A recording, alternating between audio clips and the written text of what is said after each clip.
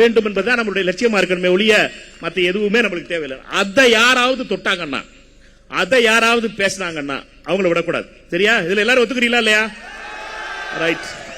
இதுல ஒண்ணு தெளிவா இருப்போம். நம்ம ரெண்டாவது ஒண்ணு என்னன்னா, தாவேகாவுடைய கூட்டணி மந்திரி சபையில நம்ம இருக்கோம். தமிழக முதலமைச்சர் சகோதரர் விஜய் அவர்களுடைய தலைமையில ஒரு நல்லாட்சி நடந்துகிட்டு இருக்கு. அந்த நல்லாட்சியில நம்முடைய அமைச்சர்களுடைய பங்கு இருக்கு. நம்ம அமைச்சர்கள் 2 பேரும் அதுவும் கடுமையாக உழைத்து மேல வந்திருக்க 2 அமைச்சர்கள், அதாவது ராஜேஷ்குமார் அவர்கள் சுற்றுலாத்துறை அமைச்சர்களாக இருந்தாலும் சரி, அருமைக்குரிய அண்ணன் விஸ்வநாதன் அவர்கள் உயர்கல்வித்துறையுடைய அமைச்சராக இருந்தாலும் சரி, 2 பேருமே உழைப்பால் வந்தவர்கள். அவர்கள் எதுவும் ரிசர்வேஷன் கேட்டகரியிலாம் வரல, மறந்துடாதீங்க. அவங்க வந்திருக்கிறது அவர்களுடைய உழைப்பால் வந்திருக்கார்கள். அதாவது அவங்க பெரிய அப்பாக்கெல்லாம் பெரிய இவங்கெல்லாம் கிடையாது, அவங்களோட ரெக்கமெண்டேஷன் எல்லாம் பதவியில் வரல. அவங்க வந்தது அவர்களுடைய உழைப்பால் மேல வந்திருக்காங்க. இந்த உழைப்பால் வந்தவர்களை வச்சு நம்ம காங்கிரஸ் கட்சி இப்ப மேல அடுத்த இடத்துக்கு போறோம். நம்மை பொறுத்த மட்டும் இந்த காங்கிரஸ் கட்சி அடுத்த இடத்துக்கு கொண்டு வரணும்னா நாம் இந்த ஆட்சி கூட்டணி ஆட்சியில் இருக்கும் போதே காங்கிரஸ் கட்சியினுடைய பலத்தை கூட்டணும். எப்படி கூட்ட முடியும்? அப்படின்னா அவங்க பண்ற தப்பெல்லாம் நம்ம மேல வருமே, அவங்க செய்யறதெல்லாம் நம்ம மேல வருமே, இந்த கதையெல்லாம் நம்ம சொல்லிட்டு இருப்பாங்க. தயவு செய்து ஒன்றை மட்டும் மறந்துருங்க. ராகுல் காந்தி அவர்களுக்கு எந்த ஒரு சர்வே எடுத்தாலும் சரி, தமிழ்நாட்டில் பிரதமரா யாரு வரணும்னு கேட்டீங்கன்னா, ராகுல் காந்தி அவர்களுக்கு 60 இருந்து 65% பேர் ராகுல் காந்தி அவர்கள் பிரதமரா வரணும்னு சொல்றான். எதிர்த்தாப்புல பிரதமரா இருக்கிறது மோடி. அதனால அது ஃபெயில் மார்க் தான் வாங்கும் பார்ட்டி. அதனால பாத்தீங்கன்னா 30 இருந்து 32 மார்க், 35 தட்டாதது. அதனால 30 இருந்து 35% தான் மோடி அவர்களுக்கு பிரதமரா வரும்னு சொல்லுவாங்க. இப்ப நம்மளுக்கு 60% 65% ஆதரவு கொடுக்கிற ராகுல் காந்திக்கு ஆதரவு கொடுக்கிறவங்க ஏன் காங்கிரஸ் ஓட்டு போட மாட்டாங்க? கேள்வி அதுதான். நம்முடைய தேடல் என்பது திரு விஜய் அவர்களுக்கு 32% 35% வாக்குகள் இருக்கு, ராகுல் காந்தி அவர்களுக்கு 65% ஆதரவு இருக்கு. ராகுல் காந்தி அவர்களுக்கு இந்த ஆதரவை நாம் கொண்டு வர வேண்டியது, கட்சிக்குள்ள கொண்டு வர வேண்டியதுதான் நம்முடைய லட்சியமா இருக்கணும். தயவு செய்து சகோதரர்களை நம்ம ஒண்ணு மட்டும் புரிஞ்சுக்கிறோங்க. ராகுல் காந்தி அவர்கள் எப்படி திரு விஜய் அவர்களை நம்பி அந்த கட்சி தமிழக வெற்றி கழகம் மிகப்பெரிய வெற்றியை பெற்றுச்சோ, அதே மாதிரி நாம் ராகுல் காந்தி அவர்களை நம்பித்தான் காங்கிரஸ் கட்சி வெற்றி பெற முடியும். நம்ம ராகுல் காந்தியை விட்டுட்டு மாணிக்கத்தாகூர் ஒரு ஆளு பெரிய ஆளாக்கம், விஸ்வநாதன் பெரிய ஆளாக்கம், அவர் பேர் என்ன, எங்க ராஜேஷ்குமார் ஒரு மந்திரி ஆயிட்டார் பெரிய ஆளாக்கம், அதெல்லாம் கதையெல்லாம் கிடையாது. எல்லாரும் ராகுல் காந்தியை தான் முன்னிறுத்தணும். தலைவர் ராகுல் காந்தி அவர்களை முன்னிறுத்தினால்தான் காங்கிரஸ் கட்சி 35% ஆதரவோடு நம்ம 65% ஆதரவையும் கொண்டு வரக்கூடிய பலம் நம்மகிட்ட இருக்கு, கீழே மக்கள்கிட்ட இருக்கு. இந்த தேர்தலில் எது நடந்துச்சோ ஒண்ணு நடக்கலையோ ஒண்ணு மட்டும் நல்லா தெரிஞ்சு போச்சு. நீமே தமிழ்நாட்டில் பணம் கொடுத்து எலெக்ஷன் ஜெயிக்க முடியாது, பணத்துக்கு வேலை இல்ல. எல்லா கவுன்சிலர் ஆகணும்னா 10 லட்சம் ரூபா கொண்டு வா, ஒன்றிய கவுன்சிலர் ஆகணும்னா 5 லட்சம் ரூபா கொண்டு வா, மாவட்ட கவுன்சிலர் ஆகணும்னா 25 லட்சம் ரூபா கொண்டு வா, சேர்மன் ஆகணும்னா 1 கோடி ரூபா கொடு, எம்எல்ஏ ஆகணும்னா 10 கோடி ரூபா கொண்டு வா, எம்பி ஆகணும்னா 25 கோடி ரூபா செலவு. இந்த ரேட் டேகே இல்லாம போயிடுச்சு. அதனால அரசியல் மாறிடுச்சு. சாமானிய காங்கிரஸ்காரர்களுக்கு, உழைக்கக்கூடிய காங்கிரஸ்காரர்களுக்கு வாய்ப்பு கொடுக்கக்கூடிய ஒரு அரசியலை மாத்திருக்கு. இதை நம்ம மறந்துடக்கூடாது. இது வருமா வராதானே நான் நினைச்சாம, இதெல்லாம் ஒரு காலத்துல வருமா அப்படிங்கிறது தெரியாம இருந்துச்சு. ஆனா மாறிடுச்சு. 20 வருட அரசியல்ல பெரிய மாற்றம் இந்த தேர்தலில் வந்ததுங்கிறது. ஓட்டை வாங்கிட்டு வேற கட்சிக்கு ஓட்டு போட்டான்.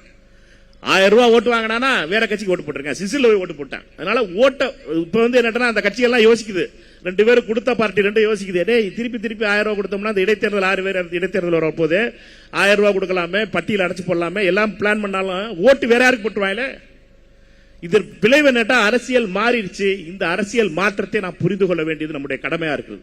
காங்கிரஸ் கட்சியை பொறுத்த மட்டும் ராகுல் காந்தி அவர்கள் பிரதமராக வேண்டும் 2029.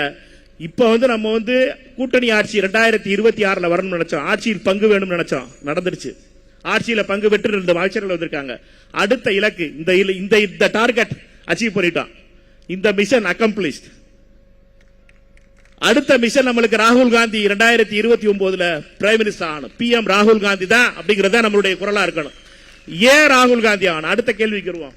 ஏன் திரு விஜய் அவர்கள் முதலமைச்சர் ஆயிட்டாரு, நீங்க காங்கிரஸ்காரங்க திருப்பி வந்துட்டு நீங்க இந்த வேலையெல்லாம் கட்டாதீடா, நீங்க உங்களுக்கு இது பண்ணணும், நாங்க உங்களை தூக்கி பிடிச்சோம்டா நம்மால் இன்னொரு ஆள் சொல்லுவான். ரைட்டா? அந்த கதையெல்லாம் கிடையாது. ராகுல் காந்தி பிரதமரானா தமிழ்நாட்டினுடைய 5 முக்கியமான பிரச்சனைகள் என்னென்ன? நீட் இருக்கக்கூடாது. ரைட்டா? நீட்டுக்கு நம்ம எதிர்த்து சொல்றோம். இது மோடி நீட் இருக்கணும்ங்கிறார். காவிரியில நியாயமான நம்முடைய நீருக்கான நியாயமான உரிமை நமக்கு கிடைக்கணும்ங்கிறோம். மேதாதாக அமைக்க கூடாதுன்னு சொல்றோம். மோடி நாளை கூட அமைச்சு அலோவ் பண்ணாருன்னா கட்ட ஆரம்பிச்சிருவாங்க. அதனால அத மோடி என்ற கர்நாடக அரசியல் அவருக்கு ரொம்ப முக்கியம் நினைக்கிறார். அதே மாதிரி மீனவர்களுடைய பாதுகாப்பு இது ரொம்ப முக்கியமானது. அதே மாதிரி தமிழ்நாட்டுக்கு வர வேண்டிய நிதிகள், கல்வித்துறையில இருக்க நிதியெல்லாம் வர மாட்டேங்குது, நம்மளுக்கு டெவல்யூஷன்.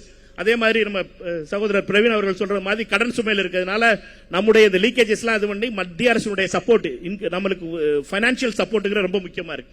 இந்த 5 விஷயங்கள் யார் மோடி தான் தரமாட்டாரு. மோடி தான் தமிழ்நாட்டுக்கு தரமாட்டாரு. இந்த 5 விஷயத்தை பண்ண மாட்டேங்கிறாரு. 12 வருஷத்துல மோடி இது 5 விஷயத்தை பண்ண மாட்டேங்கிறாரு. யாரு பண்ண போறா? ராகுல் காந்தி பண்ண போறாரு. அப்படின்னா என்னட்டா, திரு விஜய் அவர்களுடைய அரசு எதெல்லாம் செய்யணும்னு நினைக்குதோ, இதுக்கெல்லாம் கட்டையை போடணும்னு நினைக்கிறாங்களோ, நம்ம உயர்கல்வித்துறையில கவர்னருடைய நியமனம் வந்து வைஸ் சான்சலர் அப்பாயின்ட் பண்றதுக்கு அவர் பவர் எடுத்துட்டாங்க. இதை மாத்தணும்னா யாரு மாத்த முடியும்? ராகுல் காந்தி அவர்களால் தான் மாத்த முடியும். ராகுல் காந்தி பிரதமரானா இந்த விஷயங்கள்லாம் மாறும். இதை நம்ம தெளிவா சொல்லணும். காங்கிரஸ் தோழர்கள் எதற்காக திரு விஜய் அவர்கள் தமிழ்நாட்டில் ஆட்சிக்கு வந்தாச்சு, அவரை ஆட்சி நடத்த விடாமல் தடுத்துக் கொண்டிருக்கின்ற கூட்டத்தை அந்த அரசு, மத்திய அரசுல இருக்கிற மோடி அரசு வீட்டுக்கு அனுப்பினோம்னா தான் தமிழ்நாட்டுக்கு நல்லது வரும். இந்த செய்தியை நம்ம சொல்லணும். இந்த நேரட்டிவை நம்ம கீழே பில்ட் பண்ணணும். நம்மை பொறுத்த மட்டும் இந்த சண்டை 2029க்கான சண்டை 2 தான். ஒரு பக்கம் மோடி, ஒரு பக்கம் ராகுல் காந்தி. எந்த பக்கத்தில் இருக்க அதுதான் கேள்வி. எங்களோட இருக்கியா இல்லையாங்கிறதெல்லாம் வேற காரணம் தான். ராகுல் காந்தியோட இருக்கியா, மோடியோட இருக்கியா, இதுதான் கேள்வி. யாரு தமிழ்நாட்டில் எங்கிட்டு இருக்கிற முடிவு பண்ணிக்க. அண்ணன் எச் ராஜாவோட சேர்ந்து மோடியை சப்போர்ட் பண்றியா, பழனிசாமி என்ன மாதிரி பண்ணு, மக்கள் ஓட்டு போடுவாங்க உனக்கு. அப்புறம் எங்களை பொறுத்த மட்டும் எங்களுடைய முகம் ராகுல் காந்தி. ராகுல் காந்தி தான் பிரதமர் வேட்பாளர். இப்ப பிரதமர் வேட்பாளர், அவருக்கு வாக்களிக்க வேணும்னா காங்கிரஸ் கட்சிக்கு ஆதரவு தாருங்கள். காங்கிரஸ் கட்சியுடைய தொண்டர்கள் இதை திருப்பி திருப்பி சொல்லணும். இதை மையமா வச்சுதான் 2029 தான் நம்ம டார்கெட். நம்ம டார்கெட்ல 40க்கு 40 அடிக்கணும். அதுதான் நம்மளுடைய டார்கெட்டா இருக்கணும். புதுச்சேரியும் சேர்த்து சொல்றேன். அங்க மாநில தலைவர் அண்ணன் வைத்தியலிங்கம் இருக்காரு, ஆனா அவர்கிட்ட கேட்காமலே நம்ம சொல்லலாம். பொறுப்பாளர் இங்க இருக்கிறதுனால நம்மை பொறுத்த மட்டும் நம்முடைய டார்கெட் அதான் இருக்கணும். 2029 பாராளுமன்ற தேர்தல் நம்ம எப்படி ஜெயிக்க போறோம், அதற்கான நேரட்டிவை எப்படி பில்ட் பண்ண போறோம் அப்படிங்கறத ரொம்ப முக்கியம். உள்ளாட்சி தேர்தலை பத்தி முதல்ல பேசிட்டோம். பொதுச் செயலாளர்கிட்ட, முக்கிய தலைவர்கள்ட்ட அதை பேசி உள்ளாட்சி தேர்தலுக்கு காங்கிரஸ் கட்சி எப்படி நம்ம தயார் செய்யணும், எப்படி இந்த கூட்டணியில தாவேகாவுடான கூட்டணி மரியாதையான கூட்டணி, நம்ம ஒண்ணு மட்டும் மறந்துடக்கூடாது. மரியாதை மரியாதை மரியாதை ஒரு வார்த்தை பேசிக்கிட்டே இருக்கோம் திருப்பி திருப்பி திருப்பி. உண்மையிலேயே மரியாதையான ஒரு கூட்டணி அமைஞ்சிருக்கு. அந்த மரியாதையை நம்ம கெடுத்துக்கிட்ட கூடாது. நம்மளும் அவங்களும் நம்மளை கெடுத்துக்கூடாது. நம்மளும் அந்த மரியாதையை மெயின்டைன் பண்ணணும். ஏன்னா நம்ம எல்லாருக்கும் தெரியும், நான் அடிக்கடி விருதுநகர்ல மதுரையெல்லாம் சொல்றாப்புலதான், காங்கிரஸ்காரனை பொறுத்த வரைக்கும் பாத்தீங்கன்னா ஊர்ல யாருப்பா காங்கிரஸ்காரன், ஊர்ல மரியாதையான ஆள் யார் இருக்கானோ அவெல்லாம் காங்கிரஸ்காரன் இருப்பான். மற்ற சொத்துக்கு ஆசைப்படாதவெல்லாம் காங்கிரஸ்காரனா இருப்பான். சாதாரண குடும்பத்தில் இருக்கவங்களா இருப்பாங்க, ஆனா மரியாதையான ஆள் இருப்பாங்க. அவர் நல்ல மரியாதையான ஆள்பா, அரசியல் இருக்காருப்பா காங்கிரஸ், ஆனா சம்பாதிக்க தெரியாது, பொழைக்க தெரியாத ஆள்பா, பொழைக்க தெரியாத பார்ட்டி அது அப்படின்னா. ஆனா அப்படி இருக்கிறது தான் காங்கிரஸ். அதுதான் காங்கிரஸ், அதுதான் நம்முடைய டிஎன்ஏ. இதை மட்டும் மறந்துடாதீங்க. பொழைக்க தெரியாத இருப்போம். இதுல என்ன ஆயிப்போகுது, அதுக்கு தானே காமராஜர் சொத்து சேர்த்து வச்சுட்டு போயிருக்காரு. அதை காத்து அண்ணன் கொடுத்திருக்காருல்ல. இப்ப காங்கிரஸ் கட்சியை பொறுத்த மட்டும் நம்ம எதையும் எடுத்துட்டு ஓட விரும்பல. நம்ம நம்மளால இருக்கதா அப்படி நல்லது நடந்தா போதும் அப்படின்னு நினைக்கிறோம். அதனால காங்கிரஸ் கட்சி நல்லவர்கள், மரியாதையானவர்கள் தான் ரொம்ப முக்கியமானது. உள்ளாட்சி தேர்தலில் நம்மை பொறுத்த மட்டும் தாவேகாவுடான கூட்டணி என்பது நமக்கு தொடரும். நம்ம பொறுப்பாளர் தெளிவா சொல்லி எழுதி கொடுத்துட்டு போயிட்டாரு. You had given it in writing that we are continuing in the alliance with TVK for the local body elections also. That only I am saying it. Therefore, it's very clear. Let us not confuse anything. நம்ம confuse பண்ண வேண்டியதில்லை. நம்முடைய கூட்டணி பலமா இருக்கு. அதை பொறுத்த மட்டும் நம்ம அமைச்சர் 2 பேருடைய பொறுப்பு. 2 அமைச்சர்களுக்கு கை கூப்பி அவர் 2 பேரும் நம்ம கேட்டுக்கிறது இல்லைன்னா, கட்சிக்காரர்கள் காங்கிரஸ் கட்சிக்காரர்களை பாக்குறதுக்கு நீங்க 2 பேரும் ஒவ்வொரு நாள் இங்க இருக்கணும். பொறுப்பாளர் முதல்ல சொன்னாரு. நான் இன்னைக்கு கேட்டுக்கொள்கிற 2 பேர்ட்டையும் வாரத்தில் ஒரு நாள், செவ்வாய் புதன் வியாழன், இந்த 3 நாள்ல ஒரு நாள் அமைச்சர்கள், உயர்கல்வித்துறை அமைச்சர் ஒரு நாள் இருக்கதா உத்தரவாதம் கொடுக்கணும். எங்க சுற்றுலாத்துறை அமைச்சர் ஒரு நாள் இங்க வந்து இருக்கிறதா டிஎன்சிசி ஆபீஸ்ல 5 மணிக்கு மேல, சாயந்தரம் 5 மணிக்கு மேல உங்க மந்திரி வேலையெல்லாம் முடிச்சிருங்க. முடிச்சுட்டு 5 மணில இருந்து 10 மணி வரைக்கும் காங்கிரஸ்காரன் யார் வந்து பாக்குறதுக்காகவும் நீங்கள் இருக்க வேண்டும் என்பதை மட்டும் தெரிவித்துக் கொள்கிறேன். ஏன்னா உங்க ரெண்டு பேரையும் மலை மாதிரி நம்பி இருக்கோம். உங்க 2 பேரையும் மலை மாதிரி நம்பி இருக்கோம் நாங்க. நீங்க 2 பேரும் எது வண்டினாலும் சரி எங்களை போட்டு காய்ச்சறாங்க. அதனால தயவு செய்து நீங்க ரொம்ப பொறுப்பான ஆளுங்க, ரொம்ப அதாவது கண்ணு கருத்துமா தேடாத மணியாக வந்து கிடைச்சிருக்கீங்க. அதனால உங்க 2 பேருடைய செயல்பாடுகளும் நீங்க சட்டமன்றத்தில் பேசுற போதும் நீங்க வெளியில பேசும் போதும் இந்த பெரிய கட்டடத்தோட ஓனர் நீங்க தாங்கிறத மறந்துடாதீங்க.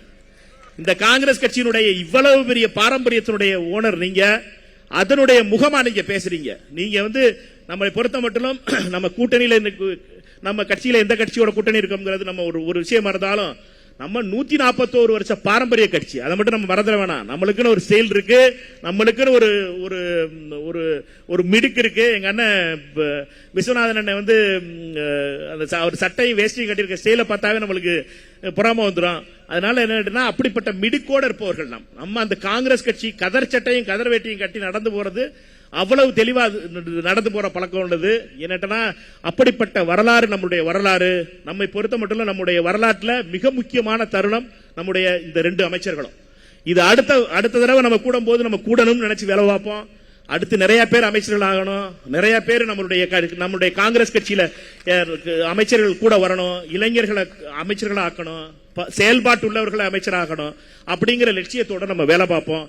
அதற்காக முதல் படிக்கட்டை எடுத்து வச்சது அருமைக்குரிய சகோதரர் கிரீஷ் சோடங்கர் அவர்கள். அவரை பொறுத்த மட்டும் எனக்கெல்லாம் உண்மையிலே வந்து என்னன்னா இவ்வளவு ஒரு கம்போஸ்டா ஒரு இன்சார்ஜ் வந்து இருந்துட முடியுமான்னு எனக்கு தெரியல. நான்லாம் கோவப்பட்டுருவேன். தெலுங்கானா இல்லைன்னா நான்லாம் அடையங்க பக்கம் எல்லாரும் திட்டி விட்டுருவேன்.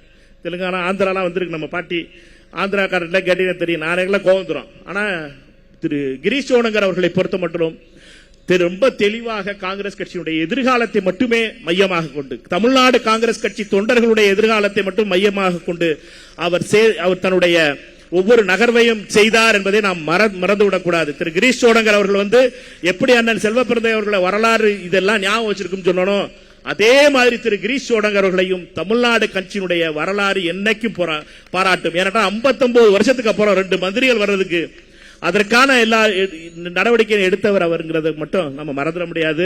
அருமைக்குரிய சகோதரர் பிரவீன் அவர்களுக்கும் இதுல மிகப்பெரிய பங்கு இருக்கு. அவருடைய பங்குல நம்ம சொல்லிடவே முடியாது. ஏன்னா அவரை பொறுத்த மட்டும் பல சோதனைகளை சந்திச்சாரு, பல அவமானங்களை சந்திச்சாரு.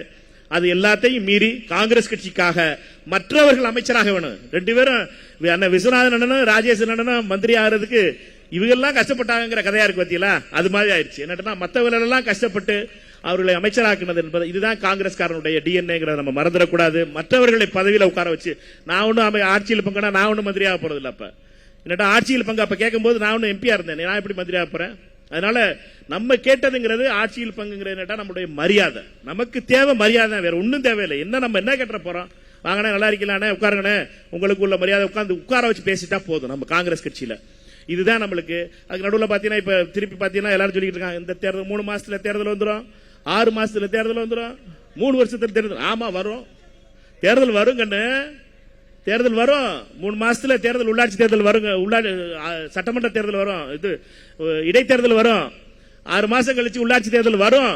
ஆனா ஜெயிக்கிறது யாரு கண்ணு? கேள்வி அதுதானே. தேர்தல் வரும், தேர்தல் வரும், ஜெயிக்கிறது யாரு?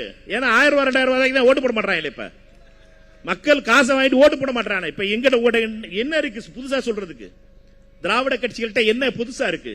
ஒண்ணுமே இல்லை. அண்ணன் பழனிசாமி அவர்களை பொறுத்த மட்டும் ஓட்டுக்கு இவ்வளவு கொடுக்கலாம் அப்படின்னு கணக்கு தான் போட தெரியுமே ஒழிய, அவரை பொறுத்த மட்டும் இவ்வளவு இந்த வேட்பாளர் இவ்வளவு கொடுப்பாரு, நான் ஒரு 500 ரூபாய் போட்டு கொடுக்குறேன், இந்த கணக்கு தான் தெரியுமே ஒழிய மக்கள்கிட்ட போய் புதிய திட்டத்தை சொல்ல முடியும், உங்களுக்காக போராடுவோம், உங்களுக்காக தீர்த்து வைப்போம், அந்த குணம்லாம் இல்லை. அவர்கள் வெறும் ஒரு டிரான்சாக்சனல் அரசியல் ஆக்கின இந்த கட்சிகளுக்கு முடிவு வந்துருச்சு. அரசியல் மாறுது. நம்மை பொறுத்த மட்டும் இதுல காங்கிரஸ் கட்சி மிகப்பெரிய அளவில் ஒற்றுமையோடு செல்ல வேண்டிய காலம். அதனால எல்லா தலைவர்களுடைய, நான் சொன்ன எல்லா தலைவர்களுடைய ஆதரவு தேவை. நம்ம எல்லாரும் உட்கார்ந்து பேசி முடிவு பண்ணணும். தயவு செய்து என்னுடைய வேண்டுகோள் என்பது, நம்மை பொறுத்த மட்டும் நம்ம தொடர்ந்து நம்ம உரையாடுவது ரொம்ப முக்கியமா இருக்கு. நம்மளோடு ஆன உரையாடல் கம்மியா இருக்கிறதுனால தான் நம்ம வந்து தனித்தனி லைனை எடுத்துறோம், கட்சியோட லைனை எடுத்துறோம். அது இருக்கக்கூடாதுன்னு நினைக்கிறேன். காங்கிரஸ் கட்சியினுடைய நிலை என்பது, தமிழ்நாடு காங்கிரஸ் கமிட்டியுடைய நிலை என்பது ஒரு நிலையாக இருக்கணும். என்னை பொறுத்த மட்டும் அதை வந்து அகில இந்திய காங்கிரஸ் கமிட்டி தலைவர்கிட்டையும் அதான் சொன்னேன். நீங்க வந்து நிறைய அதுல வந்து சில லேயர்ஸ் உருவாக்கி கொடுக்கணும், கோர் கமிட்டி போடணும், பிஏசி போடணும், இன்னொரு சப் கமிட்டி ஆர்கனைசேஷன் போட வேண்டியது இருக்கும். ஏன்னு கேட்டீங்கன்னா இந்த 2-3 அமைப்புகளை உருவாக்கினா சீனியர்ஸ்லாம் அட்வைசரி ரோல் கொடுக்கணும். இது நம்ம துடிப்புமிக்க இளைஞர்களாக இருக்கிற சகோதரர்கள், நாடாளுமன்ற உறுப்பினர்கள், சட்டமன்ற உறுப்பினர்களுக்கெல்லாம் வேற ரோல் கொடுக்கணும். எல்லாரும் கலந்து பேசி காங்கிரஸுடைய நிலை எடுத்தும். இது பெரிய டீம் ஒர்க் தான் இருக்க முடியும் ஒழிய, தலைவருங்கிற டாஸ்க் போட போகலாம், கேப்டன் மாதிரி போய் டாஸ்க் போட்டு வரலாம். அதை தவிர வேற எதுவும் தலைவரால் எதுவும் பண்ண முடியாது. நம்மை பொறுத்த மட்டும் எல்லாரும் சேர்ந்து தான் ஒர்க் பண்ண முடியும். காங்கிரஸை பொறுத்த மட்டும் இந்த டீம் காங்கிரஸ், தமிழ்நாடு காங்கிரஸ் வந்து மிக முக்கியமான சக்சஸ்ஃபுல் டீமா இருக்கணும். இந்த டீமை பொறுத்த மட்டும் 2029 தான் நம்மளுடைய லட்சியம். 2029 39 அடிச்சு தட்டணும். அடிச்சு தட்டி 39க்கு 39 இந்த கூட்டணி வெற்றி பெறணும். காங்கிரஸ் கட்சியினுடைய நாடாளுமன்ற உறுப்பினர்களை எண்ணிக்கையை அதிகமாக்கணும். புதியவர்களுக்கு வாய்ப்பு கொடுக்கணும். சாமானியர்களுக்கு வாய்ப்பு கொடுக்கணும். இதுதான் நம்முடைய லட்சியமா இருக்கணும். ராகுல் காந்தி அவர்களை பிரதமராக்கணும். இது மட்டும்தான் நம்முடைய லட்சியம். இது எல்லாத்தையும் உங்கள் நாட்டை சொல்றதுல ரொம்ப மகிழ்ச்சி. எனக்கு பொறுப்பு கொடுத்த அருமைக்குரிய அகில இந்திய காங்கிரஸ் கமிட்டியுடைய தலைவர் பெரியவர் ஐயா மல்லிகார்ஜுன் கார்கே அவர்களுக்கும், அருமைக்குரிய அன்னை சோனியா காந்தி அவர்களுக்கும், எதிர்க்கட்சியினுடைய தலைவர், என்னுடைய நெஞ்சிலே என்றென்றும் விட்டிருக்கின்ற அருமை தலைவர் ராகுல் காந்தி அவர்களுக்கும், அருமைக்குரிய பிரியங்கா காந்தி அவர்களுக்கும், அருமைக்குரிய KC வேணுகோபால் அவர்களுக்கும், அருமைக்குரிய சகோதரர் கிரீஷ் சோடங்கர் அவர்களுக்கும் அவர்களுக்கு நன்றியை தெரிவிச்சுக்கிறேன். நீங்க அதுக்கு அடுத்து இப்ப வாழ்த்துறை வழங்க இருக்கிறாங்க எல்லா சீனியர் தலைவர்களும். நம்ம எல்லாரும் உட்கார்ந்து முழுசா வாழ்த்துறை எல்லாம் கேட்டுட்டு கடைசியா போறோம். அடுத்து கடைசியா ஒரு நன்றியுரை சொல்றதுக்கு முன்னாடி நான் ஒரு தடவை திருப்பி அவர்கள் ஏதாவது சொல்லியிருந்தாங்கன்னா அதுக்கு அதை சேர்த்து ஒரு தடவை பேசணும்னு மட்டும் தெரிவிச்சு உங்க எல்லாருக்கும் நன்றி தெரிவிச்சு விடைபெறுகிறேன். நன்றி, வணக்கம். நன்றி, ஜெய் ஹிந்த்.